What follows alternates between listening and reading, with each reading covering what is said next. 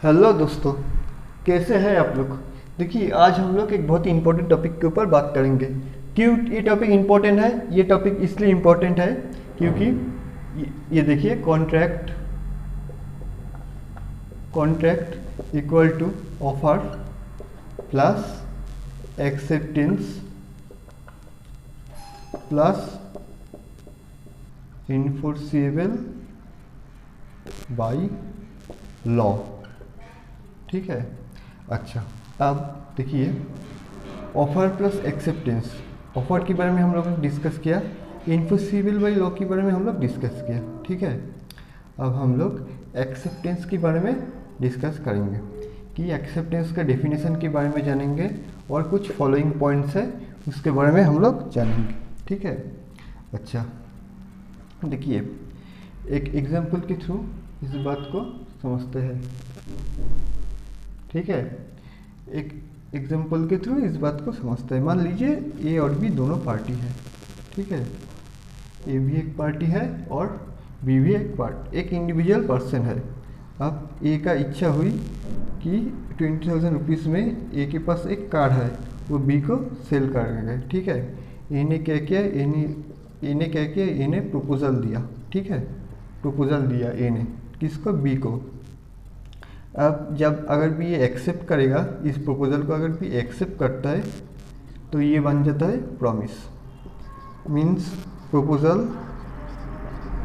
Plus acceptance equal to promise. ठीक है। अच्छा, अब हम लोग इस डेफिनेशन के बारे में जानेंगे। एक्सेप्टेंस का डेफिनेशन क्या है। ठीक है। When a person to whom the proposal is made signifies his assent। अब एसेंट का मतलब क्या है? देखिए, the person to whom the proposal is made। एक आदमी जब दूसरा आदमी को प्रपोजल करता है एंड सिग्निफाइज हिज एसेंट, इसका एसेंट चाहता है। मतलब ए बी को प्रपोजल देता है और बी का सहमति चाहता है, एसेंट चाहता है, सहमति।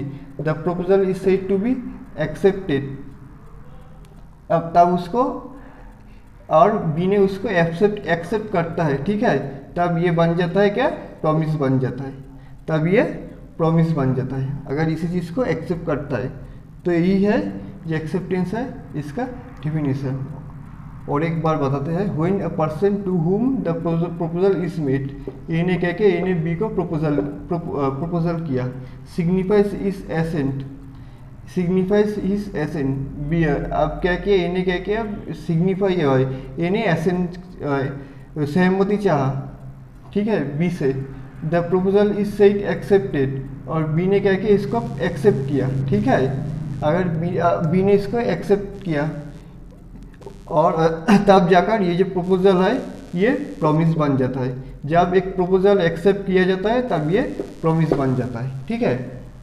अच्छा, अब हम लोग कुछ फॉलोइंग पॉइंट के बारे में डिस्कस करेंगे जो एक्सेप्टेंस के लिए बहुत इंपॉर्टेंट पॉइंट है। पहला पॉइंट है, acceptance should be given if there is a time limit. एक टाइम लिमिट इज फिक्स, जो टाइम लिमिट है उसी में एक्सेप्टेंस करना होगा। मान लीजिए एक दुकान है। ठीक है। 3 दिन के लिए 15% डिस्काउंट दे रहा है एक शर्ट के ऊपर। ठीक है। अब आपने क्या किया, आपने इसको एक्सेप्ट किया, आपने इसको 3 दिन के अंदर गया है। ठीक है। 3 दिन के अंदर दुकान में गया है तो आपने क्या किया, आपने इस ऑफर को एक्सेप्ट किया। ठीक है। तब जाकर आपको वो ऑफर मिलेगा। लेकिन अगर आप 3 दिन के अंदर नहीं गए हो तब उस ऑफर को माना जाएगा कि आपने उसको एक्सेप्ट नहीं किया। ठीक है। एक टाइम लिमिट अगर है तो उस टाइम लिमिट के अंदर उस ऑफर को एक्सेप्ट करना होगा। ठीक है। पहली बात तो यह है। दूसरा पॉइंट क्या है, एक्सेप्टेंस में भी ओरल और रिटन। एक्सेप्टेंस ओरल भी हो सकता है, रिटन भी हो सकता है। 3 नंबर क्या है, ये इट में भी एक्सप्रेस मतलब मुख से बोलना। इम्प्लाइड मतलब क्या है, देखिए, ये इम्प्लाइड मतलब ये है, आप लोग तो बस और ट्रेन में तो जाते ही है। मान लीजिए बस ट्रेन में लिखा है कि ए प्लेस से बी प्लेस तक जाएगा। सपोज बस ए प्लेस से बी प्लेस तक जाएगा और आपको बी प्लेस में ही आपको जाना है और बस स्टैंड में बस खड़ा है। तो आप क्या किसी को पूछते हैं कि मुझे बी प्लेस में जाना है, आप खुद ही जाकर उठ जाते हैं। ये है इम्प्लाइड। खुद ही जाकर उठ जाते हैं। और ये होता है इम्प्लाइड एक्सेप्टेंस, मतलब बिहेवियर से। एक होता है एक्सप्रेस से और इम्प्लाइड मतलब बिहेवियर से। आपके बिहेवियर से ये पता चल गया है कि आप बी नाम में जो प्लेस है उसी में आप उतरोगे, ठीक है। अब चौथा पॉइंट है, if a particular mode is accepted is prescribe the offer must be accepted in the prescribe manner. मान लीजिए आपको ऑफर किया गया है, आपको क्या किया गया है, आपको ऑफर किया गया है और बोला है अगर आपको एक्सेप्ट करना है तो थ्रू आपको मेल ही एक्सेप्ट करना होगा, थ्रू मेल एक्सेप्ट करना होगा। अगर आपको बोला गया है कि आपको थ्रू मेल एक्सेप्ट करना होगा तो आपको उसी मोड में ही एक्सेप्ट करना होगा, ठीक है।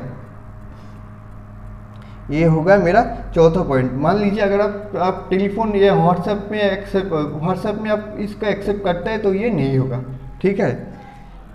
अच्छा, फिफ्थ पॉइंट होता है the conditional acceptance will amount to reject the offer.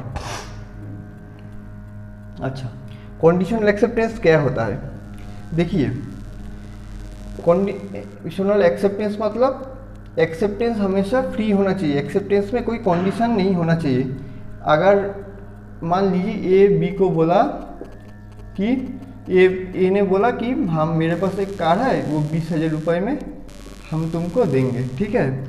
अब बी ने एक कंडीशन रखा कि ठीक है मैं तो तुम्हारा जो कार है 20,000 में तो लूँगा, लेकिन मुझे जो एक गैरेज है कार रखने के लिए तो एक गैरेज की ज़रूरत होता है, उसमें जो एक साल का जो गैरेज रेंट है, ठीक है, वो मैं नहीं दूंगा, वो तुमको ही बेयर करना पड़ेगा, ठीक है।